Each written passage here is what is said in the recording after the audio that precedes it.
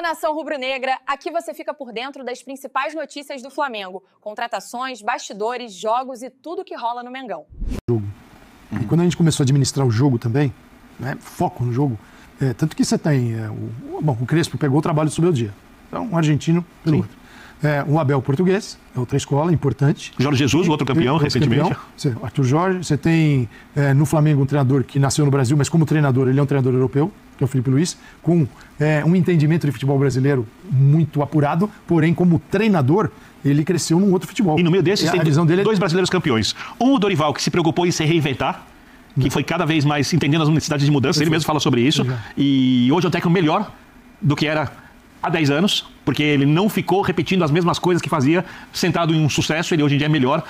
E o outro é o Diniz, que é diferente de tudo, que é muito autoral, que é muito jeito dele, que não é um técnico que acreditava em coisas que se faziam antigamente para... Era um cara que... O Diniz gostem ou não, um revolucionário. Ele é um maluco no sentido positivo do futebol, né? Então esses foram os dois técnicos brasileiros que ganharam a Libertadores ultimamente. Isso para não entrar nas disputas dos técnicos no Campeonato Brasileiro. Porque também ou é Palmeiras do Abel, né? Tem o título do Rogério, que também é um técnico novo, moderno, técnico super atualizado, ou seja... Se alguém duvidar, tem 5 argentinos classificados para a Copa. A gente tem uma tela... Dimas, dispara a tela para a gente falar da questão do valor, né? A gente tem uma tela que fala sobre o valor dos elencos das oitavas de final, baseado no site Transfer Market, né? A gente tem o Palmeiras, curiosamente, o Palmeiras com um valor... segundo o Transfer Market, acima do Flamengo. Aí o São Paulo em terceiro, River Plate próximo do São Paulo, Racing próximo do River. Vélez já cai bem, Estudiantes, e aí a gente vê a LDU muito abaixo. Isso o valor medido em milhões de euros. Assim, aqui obviamente a gente vê que de fato os brasileiros estão acima, especialmente Palmeiras e Flamengo, que é aquilo, né? O São Paulo próximo do River. Mas a LDU que a gente fala que pode realmente fazer um estrago, aí, especialmente pelo que faz em casa, com um valor muito baixo. E com o técnico brasileiro.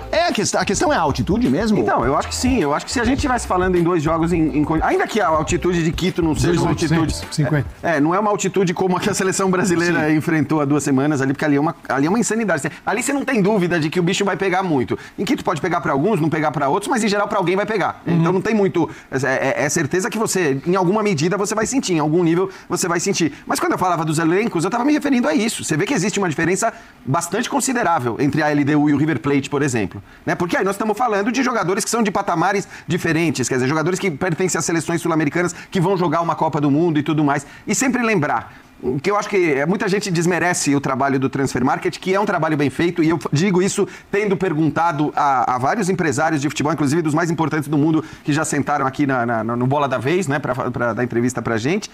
Isso tem muito a ver também, o valor de mercado. Então, o que justifica o Palmeiras mais valioso do que o Flamengo? Que é um fato. Acho que é um fato. Mas é uma questão da idade dos jogadores. A coisa que você compra, às vezes, jogadores que você não tem ainda esse jogador firmado, ele não é uma certeza, mas ele tem um valor ali porque ele é um jogador de 22, 23 anos que pode chegar num determinado aspecto. Então, se você for ver, para citar um exemplo bom sobre o que significa valor de elenco, o Arrascaeta certamente não é um jogador muito valioso. Mas o Andrés Pereira, talvez, que nem jogou praticamente, aparecendo pela idade, embora agora, ninguém está discutindo isso. Você vai falar, o Andrés Pereira, o Arrascaeta não é um jogador dos mais valiosos, certamente não é dos mais valiosos da Libertadores, mas é, dentro de campo, um dos mais valiosos, sem dúvida nenhuma. Porque aí é a questão de quanto ele vale para uma revenda, para uma eventual negociação. Então eu acho que é sempre importante a gente fazer essa distinção quando a gente fala sobre valores dos jogadores, porque os valores têm a ver com o poder de venda, com quanto ele vai custar para um outro clube, e não necessariamente apenas pelo que ele te entrega dentro de campo. Eu não curto muito a lista deles, porque você tem que dar tanta explicação para... Mas acho que é importante considerar isso, Não, mas acho que o Diante já concorda. Você pega um Jorginho, por exemplo, o valor de mercado hoje dele. Isso, o Jorginho também, não vale... Ele é melhor da posição disparado. Saúl, Jorginho, Arrascaeta, Bruno Henrique. Então vão tirar eles do time, gente. O outro vale mais. O importante é ser valioso em campo. Dentro da montagem do elenco, e assim, a LDU está ali em último, mas a LDU, qual é a característica da LDU há muitos anos com diferentes treinadores? É montar elenco, trabalhar muito bem a estrutura do clube, né? Buscar na estrutura algo que não é normal, às vezes até no futebol, de outros países, Equador, Peru, colombiano, um pouquinho mais, mas assim, de montar equipes que possam ter muito conteúdo e muita pesquisa, um trabalho tranquilo no dia a dia. Então, sim, não vai aparecer em último na lista, não quer dizer que seja o último. Claro. Agora, eu estava ouvindo vocês, eu queria trazer um pouco o Flamengo, porque como o duelo, a gente está falando sobre os duelos, e o duelo a gente já acabou? Porque a gente... Vamos falar do Flamengo? Não, eu entendi. E aí, eu ouvia vocês e eu lembrava que, acho que foi o Jean que citou Peñarol e Olímpia. Isso. O Flamengo teve, mesmo na fase poderosa, eliminações constrangedoras. Teve uma primeira fase ruim, passou em segundo. Quando há o sorteio, a gente olha e fala, pô, com o Inter é um jogo grande, Flamengo favorito, mas jogo grande, mas depois o chaveamento ficou mais fácil. A pergunta que eu jogo pra vocês é, o Flamengo hoje está imune não a ser eliminado, mas a eliminação, entre aspas, patética? Aquela que você fala assim, não, contra esse não vai. Esse Flamengo está imune. Ele é mais confiável, né? Esse Flamengo que você citou tem uma diferença muito grande. Esses outros Flamengos. E é o seguinte, depois compara também o primeiro semestre. Quem mandava? Quem mandava ficava dentro do vestiário. E o treinador nem sempre mandava muito. Mandava era o vestiário. Os jogadores. Né? Mandavam. Isso era muito claro. Real Madrid pode esperar. Até por quem não deveria ter serenidade, a coisa sai do tom. E isso, cara, no mundo do futebol, uma palavra muda tudo. Muda tudo. Muda, cara. Você vai falando, aquilo lá fica na cabeça de alguém, você ficou martelando uma semana aquela história, uma hora vem pra cima de você. Então você tem que tomar muito cuidado. A administração não passava nem perto do que é hoje. Não estou dizendo que hoje é maravilhosa, extraordinária, a maior do mundo, mas é muito melhor do que aquela que havia lá dentro. A partir da direção, eu vi uma direção frágil no comando do vestiário, os treinadores que lá, tirando o Jorge Jesus, pareciam pequenos. Não, você pega o cara, o São Paulo, eu não gosto desse cara. Tchau. Explodiu, foi pra lua. E chegava o Rogério grandes, teve dificuldade. Tite. O Tite teve dificuldade. O Dorival foi o cara que conseguiu, numa emergência, para salvar um ano. Ele veio, o cara entendeu que esse precisava jogar, que ele precisava jogar, que ele também. E isso deixava todo mundo feliz no vestiário. E ele foi no limite do que ele poderia fazer. Aí a direção, eu até entendo a cabeça dela. Ele falou, não, precisamos melhorar o rendimento da equipe. Gente, explodiu o negócio. O Vitor Pereira. O negócio explodiu. Porque o vestiário é que administrava. Hoje o vestiário não administra mais. É um outro grupo. É um grupo com um entendimento de futebol de alto nível, do mais alto nível. Jorginho jogou no mais alto nível. Saúl, Nigues, mais alto nível. Danilo, Alexandre. E as saídas colaboraram para isso também. As saídas, né? Acho que a saída do Gabigol. A própria atitude do Felipe Luiz, tão criticada por tanta gente naquele momento em relação ao Pedro, foi maravilhosa. E eu falo tranquilamente porque eu defendi no momento em que ele falou o que tinha falado. Então, acho que tudo isso que o Calçade está falando fica muito claro até nesses dois gestos, né? Na escolha de abrir mão do Gabigol, porque foi o que o Flamengo fez e certamente com o consentimento do Felipe Luiz. Exatamente, quero que mantenha, eles manteriam. E a própria atitude do Felipe Luiz em relação ao Pedro, eu achei que foi muito positiva. Sobre o confronto, decidido ou não, primeiro, é o que o Calçade falou, é um mata-mata, existe sim esse histórico de Olímpia, de Peñarol, mas acho que é um outro Flamengo hoje. Pra mim, assim, se o segundo jogo fosse em casa, se o segundo jogo fosse no Maracanã, aí, olha, eu vou te falar que eu não ia nem conseguir ver alguma... Porque o Flamengo tende a conseguir, né? Mas pode acontecer, de o segundo não ter sentido se ele... Então, jogar com uma intensidade... Eu vejo um time que tem uma dificuldade muito grande em criar. O Estudiantes. A partir da primeira zona de criação, quando você sai com a bola da defesa para o outro gol, você começa a se articular ali. E eles têm uma dificuldade grande de criar, mas assim, a questão é que... E aí você pega um Flamengo, como o Davi Luiz projetou, que pega e marca. Por isso que o Pedro saiu da equipe. Então, mas acho que seria importante para o Flamengo fazer isso. Tentar resolver a parada no primeiro jogo.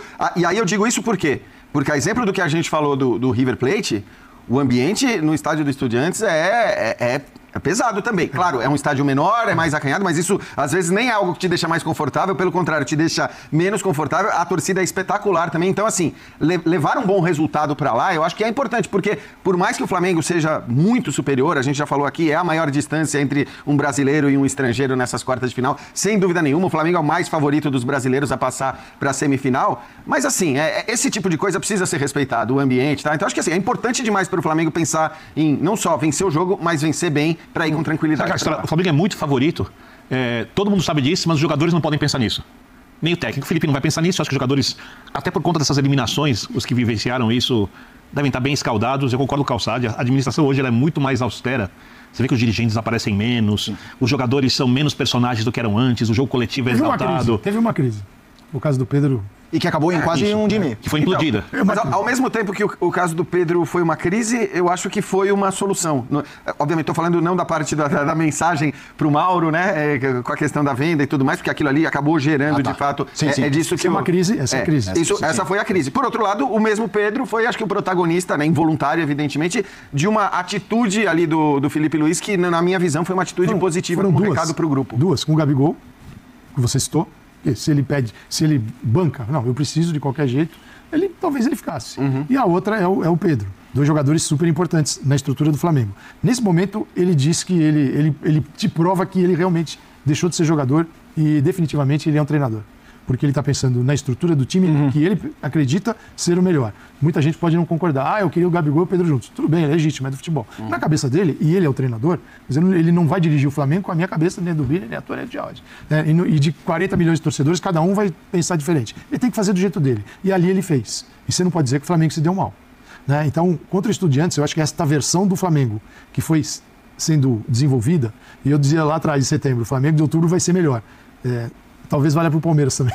O Palmeiras de outubro está melhor do que o de setembro. Mas o Flamengo, esse jogo em casa, o primeiro, eu acho que não é super legal.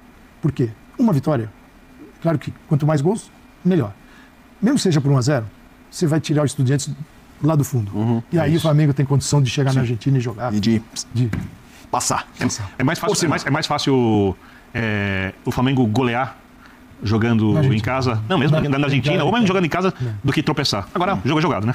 Bom, tá aí o vídeo. Cara, mas essa lista dos valores de elenco, o Flamengo tá em segundo, com 195 milhões, e o Palmeiras em primeiro, 200 e poucos a mais, acima de 200 milhões. Eu não quero contestar essa lista, sim, mas quem faz, ela é palmeirense? Enfim, beleza. Talvez contando com que o Palmeiras gastou mais de 700 milhões de reais agora, né? Vamos ver no final quem leva essa Libertadores, porque o Flamengo mesmo assim é o favorito, como todos aqui no Linha de Passe têm passado e falou que agora o Flamengo é o favorito. O caminho até a final pro Flamengo tá mais fácil. Pega agora o Estudiantes, que não é tão expressivo, depois pega o Vélez Sarsfield ou o Racing, dá pra ir de boa. Só precisamos ver quem vai chegar lá na final, que aí é um jogo só na final. As chances quase que se igualam, dependendo do valor do elenco, mas o Flamengo, se jogar como tá jogando, é um recital, porque Saúl, Arrascaeta, cara, o time tá preciso, e o Felipe, e continua no Flamengo, e tomara que continue com esse trabalho dele, que é um ótimo trabalho prestado, e que continue assim, porque o Flamengo é gigante e vai continuar assim lá na ponta do Brasileirão e ganhar a Libertadores, porque é tudo que a gente precisa para esse ano, pra consagrar a carreira do Felipe Luiz como técnico, né, porque já estão de olho nele, a Europa toda, daqui a pouco tá chegando, a gente tem que aproveitar o máximo possível. Mas enfim, o Flamengo é isso aí, o Flamengo é grande, é o melhor, só nos dá alegria até aqui. Beleza? O vídeo é isso aí. Se gostou, se inscreva no canal, ative o sininho, chega dando aquele like, compartilha, comenta. Tamo junto, até a próxima. Saudações rubro-negra.